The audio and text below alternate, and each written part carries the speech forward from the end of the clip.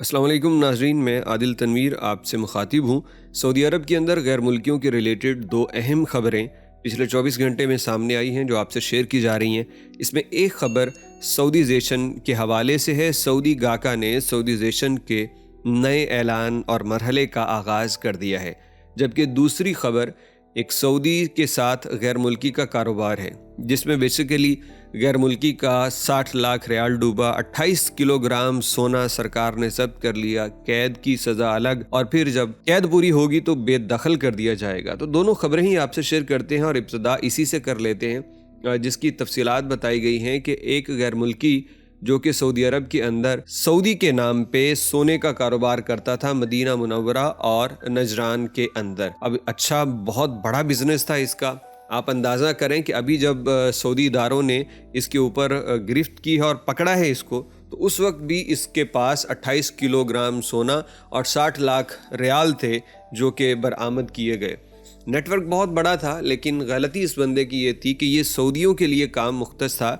इसने सऊदी का नाम इस्तेमाल किया और ये सऊदी के नाम पे कारोबार कर रहा था, हालांकि कारोबार इसका अपना था और सऊदी का सिर्फ नाम। तो इस पे भाई इदारों को ट्रांजैक्शन से, और जब ये यहाँ से फिर अपने मुल्क पैसे भेजते हैं, पता चल जाता है। अब सुनने में तो लगता है ना कि यार बहुत बुरा हुआ, लेकिन भाई जब आपको पता है कि आप यहाँ पे काम नहीं कर सकते, अपना कारोबार नहीं कर सकते, अगर करना है तो उसका और तरीक़ाकार है, इकामा मुमय्यज़ा आप लें या कोई और आप वजारत से उसको अपना एक लाइसेंस बनवाएं, फिर कर सकते हैं। तो खैर, इन साहिब का अब कारोबार पकड़ा जा चुका है। यमन से इनका ताल्लुक है और 3 साल कैद की सज़ा इनको सुनाई गई, उसके बाद डिपोर्ट किया जाएगा। और जिस सऊदी ने ये काम किया, उस सऊदी को भी 3 साल कैद की सज़ा अदालत ने सुनाई और उसको भी जुर्माना किया, और वो आइंदा ये काम नहीं कर सकेगा, ये उसके ऊपर सज़ा नाफिज कर दी गई है। तो ये हमेशा एहतियात कीजिए, सऊदी अरब अब वैसा नहीं रहा, क्योंकि जब भी आप देखते थे कि एक वक्त था सऊदी अरब के अंदर जब काम चल जाता था। अब यहाँ इन्वेस्टमेंट करनी सऊदी के नाम पे बेवकूफ़ी है। सऊदी बदल जाए कुछ नहीं कर सकता बंदा, हुकूमत पकड़ ले तो फिर अपने पैसे भी जाते हैं और सज़ा भी भुगतनी पड़ती है।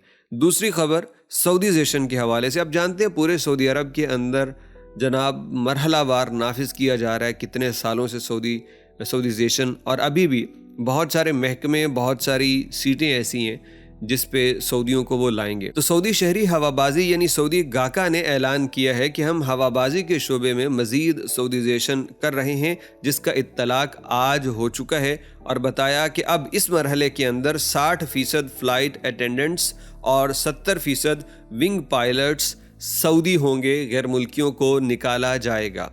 पहले तो आप सुनते थे कि मजदूर तबका वही मुतासर होता था, फिर इंजीनियर वगैरह आए और हुनरमंद अफराद आए, तो उसके बाद अब बड़ी बड़ी सीटों पे जो लोग बैठे हैं वो भी इसकी जद में आ रहे हैं। यानी कि डेफिनेटली ये बड़ी अहम सीट्स होती हैं, पायलट्स हों और इसके अलावा और भी स्टाफ, जो लोकल ग्राउंड पे स्टाफ होता है उसको भी अब रिप्लेस किया जा रहा है। इससे पहले जो उन्होंने ऐलान किया था ना, उसके अंदर उन्होंने शहरी हवाबाजी के शोबे से ताल्लुक़ रखने वाले मुख्तलिफ शोबों में गैर मुल्कियों को निकाल के सऊदियों को रखा था, जिसके अंदर air controller, airman, ground movement coordinator और को पायलट वगैरह, तो उनको भी निकाला गया था। तो ये दो खबरें, सऊदीजेशन और सऊदियों के नाम पे कारोबार करना, इसकी गैर मुल्कियों के लिए हमेशा से मुश्किल रहा है। तो अब कोशिश ये करें कि अपने आप को महफूज रखें। जो काम कानून इजाज़त नहीं देता, उसको अगर कोई कर भी लेगा तो हमेशा खदशा रहेगा कि जब काम अच्छा चल पड़े तो फिर हुकूमत पकड़ न ले और सारा पैसा भी जाए और कैद की सज़ा भी भुगतनी पड़ सकती है।